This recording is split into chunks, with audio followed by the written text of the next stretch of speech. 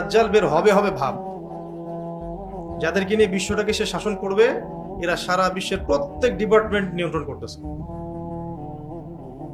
আমরা যেখানে বসে দিনের কথা বলছি, এখানে অন দ্য স্পট আমাকে কপালে গুলি করার মতো ক্ষমতা রাখে তারা। এখন প্রযুক্তি ওদের কাছে এই পর্যায়ে, বিশ্বের প্রত্যেকটা জায়গা এইভাবে নিয়ন্ত্রণ করে তারা।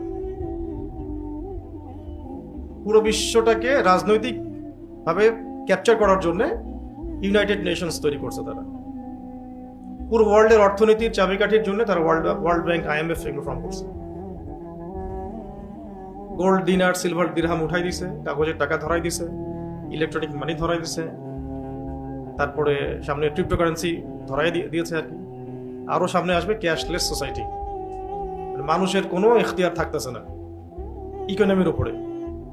তারপরে হাতের ভিতরে চিপ ঢুকাই দেবে কয়দিন পরে, হাতের ভিতরে চিপ, ওইটা দিয়ে সবাইকে কন্ট্রোল করতেছে। যেমন আপনি ডেটাবেস নিয়ন্ত্রণ করছেন বাসায় বসে, অফিসের কি হচ্ছে না হচ্ছে একটা চিপের মাধ্যমে, এরকমই আপনার বডির ভিতরে ইনজেক্ট করবে। এটা ওদের প্ল্যান।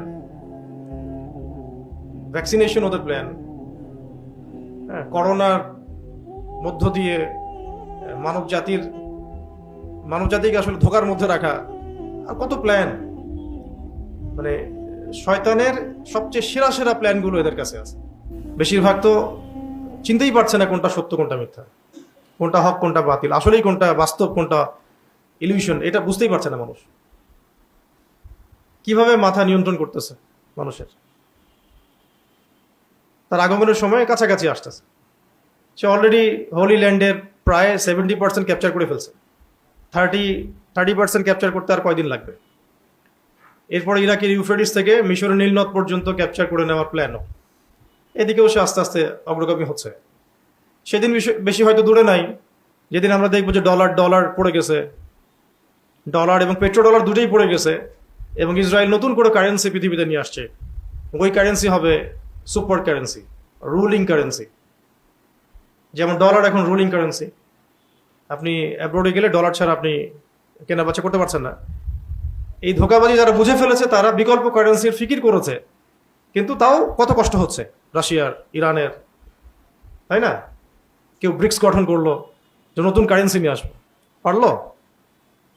এখনো কিন্তু পারে নাই। এটার মাস্টার মাইন্ড আছে একটা, এরা এগুলোর পিছনে আছে। এটা ওয়ার্ল্ডের প্ল্যান ওদের। তারপরে প্রত্যেকটা বড় বড় মিডিয়া ওদের ক্যাপচার।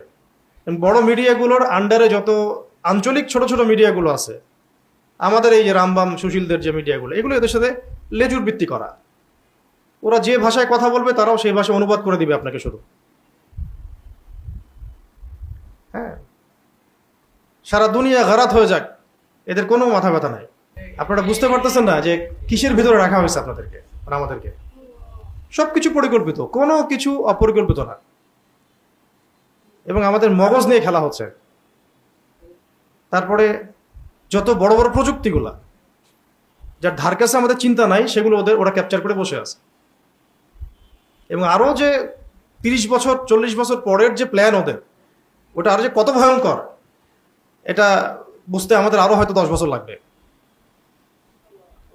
বিয়ে শাদী নিয়ে এত কথা হচ্ছে না, ও বিয়ে শাদী ওরা বাদ, ওরা এখন AI রোবট বিয়ে করবে কয়দিন পরে।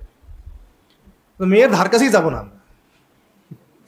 হ্যাঁ, ওরাই চিন্তা করছে তো, AI রোবটকে বিয়ে করবে, একদম মানুষের মতোই নাকি, সবকিছু মানুষের মতোই। মানে দেখেন, মাখলুক সৃষ্টি করার মতো চ্যালেঞ্জ তারা নেওয়ার চেষ্টা করছে, আমরাও সৃষ্টি করবো।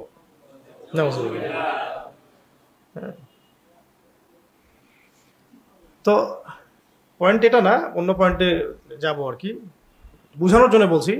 এইভাবে প্রযুক্তির এমন একটা জায়গায় তারা চলে যাচ্ছে দিন দিন, যে সামনে স্পেস ওয়ার হয়তো দেখতে পারবেন। স্পেস ওয়ার, এখন যেমন মিসাইল ওয়ারগুলো দেখছেন, স্পেস নিয়ে ওদের গন্ডগোল হবে সামনে। কে চাঁদ দখল করবে, কে মঙ্গল দখল করবে, এগুলা। ইন্না ইয়াজুজ ওয়া মাজুজ মুফসিদুনা ফিল আরদ।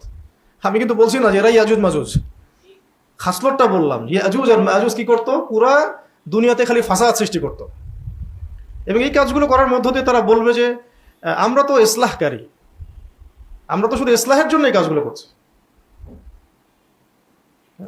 ওয়াইযা কিলা লাহুম লা তুফসিদু ফিল আরদ ক্বালু ইন্নামা নাহনু মুসলিহুন।